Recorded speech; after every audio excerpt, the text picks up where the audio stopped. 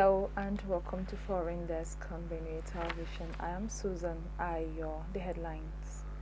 United States troops complete withdrawal from Niamey in Niger Republic. Chinese president calls on world leaders to help Russia and Ukraine restart direct peace negotiations. Plus, Japan and the Philippines say signs defense pact allowing deployment of troops on each other's soil. Now the news in details. United States troops have completed a withdrawal from their base in Niger's capital, Niamey, and will fully depart from Agadez in the north before September 15 deadline set by the country's military rulers. Recall that Niger's military leaders scrapped a military cooperation deal with Washington in March after seizing power in July 2023 coup. The United States had around 650 soldiers in Niger as part of anti-jihadist mission in several Sahel nations of West Africa, including a major drones base near Agadez. According to Niger's Chief of Army Staff Maman Sani and U.S. General Kenneth Ekman, American forces are now going to focus on quitting Base 201 in Agadez, insisting that withdrawal would be completed by September 15 as planned. Niger had already ordered the withdrawal of troops from France, the former colonial power and the traditional security ally, and has strengthened ties with Russia, which has provided instructions and equipment. Germany's defense minister also said it would end operations at its airbase in Niger by August 31, 2024. Following the breakdown of talks with military leaders, a similar shift has taken place in neighboring Mali and Burkina Faso, which are also ruled by military leaders faced with violence from jihadist groups. Boeing has pleaded guilty to fraud to avoid going on trial in the United States on charges stemming from the two fatal crashes involving its 737 MAX. The U.S. Department of Justice said in a court filing that under the plea deal, Boeing would pay a fine of $243.6 million and will be required to invest at least $455 million in its compliance and safety programs. The aircraft giant would also agree to be subject to a third-party monitor's assessment of its safety and quality procedures for 3 years. In a statement, Boeing confirmed that it had reached an agreement in principle on terms of resolution with the Justice Department, subject to the memorializations and approval of specific terms. The plea agreement only relates to Boeing's capability in relation to the 737 MAX crashes in 2018 and 2019, and not other incidents that have raised questions about the company's safety standards, including the mid-flight blowout of Asaka Airlines Flight 1282 in January. Boeing's quality plea could potentially cause the company government controls and account for about 40% of revenues, as U.S. agencies can use a criminal conviction as grounds to exclude a bidder. According to aviation experts, the aircraft maker could seek waivers to continue doing business with the government and its data whether agencies would be the U.S. Department of Defense and NASA would be willing to forego such an important supplier. United Kingdom's new Prime Minister Keir Starmer has emphasized the need for a ceasefire and a two-state resolution in calls for Israeli and Palestinian leaders. Starmer told Israeli Prime Minister Benjamin Netanyahu of a clear and urgent need for a ceasefire, the return of hostages, and an immediate increase in the volume of humanitarian aid reaching civilians. As the opposition leader, Starmer had been accused of not only calling for a ceasefire, talking the same line as Conservative Prime Minister Rishi Sunak. He called for a ceasefire in February after the intense public pressure, months after opposing a ceasefire resolution in the UK Parliament. He was also accused of denying tickets to some pro-Palestinian members of the Labour Party, including former party chief Jeremy Corbyn. According to a statement by the new British government, the Prime Minister added that it was important to ensure the long-term conditions for a two-state solution were in place, including ensuring the Palestinian Authority had the financial means to operate effectively. Starmer assured Netanyahu that the UK wishes to continue its vital cooperation with the determining threats with Israel. Starmer also spoke with Palestinian President Mahmoud Abbas to restate the same priorities. The new UK Prime Minister said that his long-standing policy on recognition to contributing to a peace process had not changed. He further said that reforms and international legitimacy for Palestine is an undeniable right of Palestinians has been recognized as a sovereign country by more than 140 countries, with Ireland, Spain and Norway becoming the latest European nations to do so in late May. Pope Francis has decried the state of democracy warned against populists during a short visit to Trieste in northeast Italy. Speaking at an annual Roman Catholic Church convention on social affairs on Sunday, Francis noted that many people felt excluded from democracy, with the poor and the weak left to fend for themselves. He said the crisis of democracy afflicted various nations, but did not give any specific examples. Ahead of last month's European Parliament elections, Catholic bishops in several countries also warned about the rise of populism and nationalism, with far-right parties already holding the reins to power in Italy, Hungary and the Netherlands. The Pope's speech came on the day France holds a parliamentary runoff election, with the far-right National Rally (RN) expected to take the biggest share of the vote, a month after populist parties scored gains in European Union elections.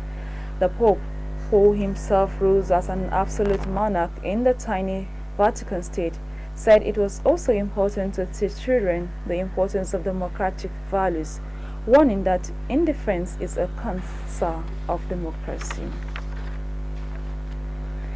You're watching Countrywide on Benin Television. Let's take a quick break. Stay with us.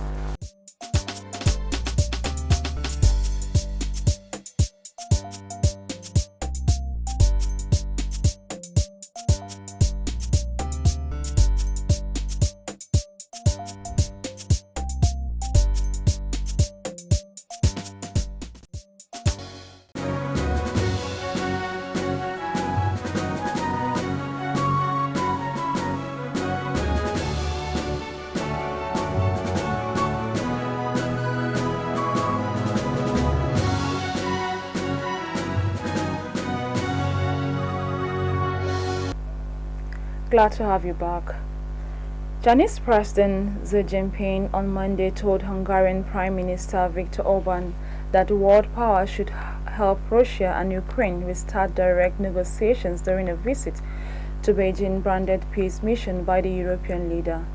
Xi stated that only when all major powers exert positive energy rather than negative energy can the dawn of a ceasefire in the conflict appear as soon as possible. He stressed that it is in the interest of all parties to cease fire and seek a political solution as soon as possible. He revealed that the current focus is to abide by the three principles of no spillover of the battlefield, no escalation of the war, and no fueling of the flames by all parties to cool down the situation. Following the talks, the Hungarian Prime Minister wrote on X that China was a key power to creating the conditions for peace in Russia-Ukraine war. Orban's trip to China comes a day before North Atlantic Treaty Organization NATO is due to hold a summit to mark its 75th anniversary, with setbacks in Ukraine set to dominate discussions. Orban, the friendliest European Union leader towards Moscow, held talks with President Vladimir Putin last week about the war in Ukraine during a trip criticized by both Kyiv and the EU, which said is threatened to undermine the bloc's stance on the conflict. Putin told Orbán that Ukraine must withdraw its troops from region that Moscow has annexed if it wants peace. Japan and the Philippines have signed a defense pact allowing the deployment of troops on each other's soil and shared concerns over China's growing military power. Japanese Minister of Foreign Affairs Yoko Kamikawa and the Philippine Secretary of National Defense Gilberto Teodoro signed the reciprocal assets agreement on Monday during a ceremony in Manila. Under the agreement, Japanese forces will be able to deploy in the Philippines for joint military exercises and Filipino forces will be able to carry out combat training in Japan. The pact will need to rectify by both countries' legislature to come into effect. The agreement comes as Japan and the Philippines, both long-standing allies of the United States, are wary of China's growing assertiveness in the region. Beijing has laid claims to more than 90% of the South China Sea, including waters lie within the exclusive economic zones of Philippines and 4 other Southeast Asian countries. An international tribunal at The Hague in 2016 found that Beijing's claim had no legal basis. China and the Philippines Coast Guard and the navies have been involved in numerous confrontations in the disputed waters, including an incident last month during which Chinese Coast Guard personnel wielding knives and spears used motorboats to ram 2 Philippines Navy supply vessels. Philippine President Ferdinand Marcos Jr. has forcibly denounced China's action in the South China Sea, warning that his country would consider the deaths of any Filipino at its hands as close to an act of war. 2 Indian soldiers have been killed alongside 6 rebels in 2 separate gun battles in the Indian-administered Kashmir. This has raised concern about the security situation in the disputed Himalayan region. Police Inspector General of Kashmir Vedvin Kumar Berdi in an interview Sunday revealed that the security forces carried out 2 different operations in villages in the Kalgam district in which the 2 soldiers were killed. The deadly incident is the latest attack in the Muslim-majority region, where armed rebels erupted in the late 1980s against Indian rule. Recall that in June, 9 Indian Hindu pilgrims were killed and dozens wounded when gunmen opened fire on a bus carrying them from a shrine in the southern Resi area. It was one of the deadliest attacks in years and the first of in Hindu pilgrim in Kashmir since 2017. This attack were followed by months of security clampdown in one of the world's most militarized regions, where anti-Indian sentiments run high. The government has said that the move is aimed at ending terrorism, but attacks have continued and further alienated Kashmiris from mainland India. The region has become governed from New Delhi since the special status was scrapped in 2019. Hundreds of Kenyans have attended this concert in the capital Nairobi, chanting slogans and dancing to commemorate dozens of people killed in recent anti-government protests. At least 39 people were killed in the demonstrations that started on June 18 as protesters pushed for planned tax hikes to be scrapped and the resignation of President William Ruto. At the concert of local artists in Uhuru Park, a vast green space in the center of Nairobi, young people held placards reading, "Rest in peace, comrades," and "We promise we will keep fighting," while the crowd chanted, "Ruto must go." Others hammered crosses into the ground. Sunday's concert was held on Sabbath Day, which marks the day in 1990 when similar protests began. Demonstrations have eventually forced the government of the late leader Daniel Arap Moi to return the country to multi-party politics. We'll take more news after this break. Don't go away.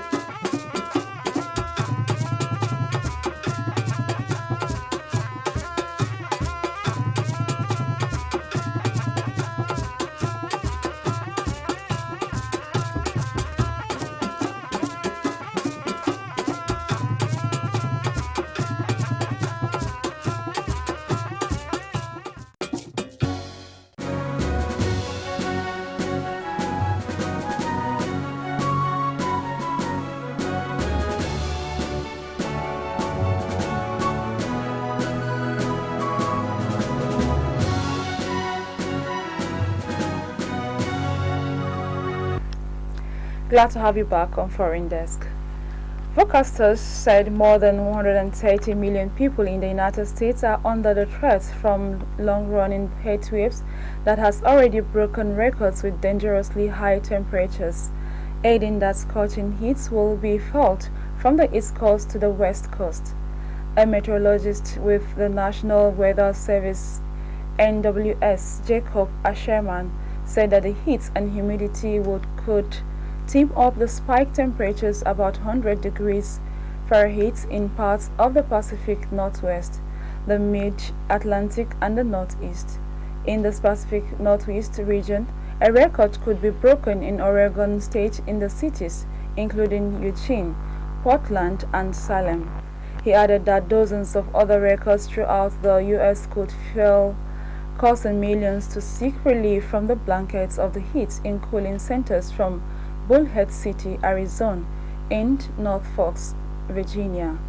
The NWS said it was extending the excessive heat warning for much of the southeast. With that, we've come to the end of our bulletin this afternoon. Before we go, let's take a recap of the top stories. United States troops have completed withdrawal from Miami to Niger Republic. Chinese president has called on world leaders to help Russia and Ukraine restart direct peace negotiations. We also told you that Japan and the Philippines have signed defense pacts allowing deployment of troops on each other's soil. Thanks for being part of Foreign Desk on Benue Television. I am Susan Ayo. Remain blessed.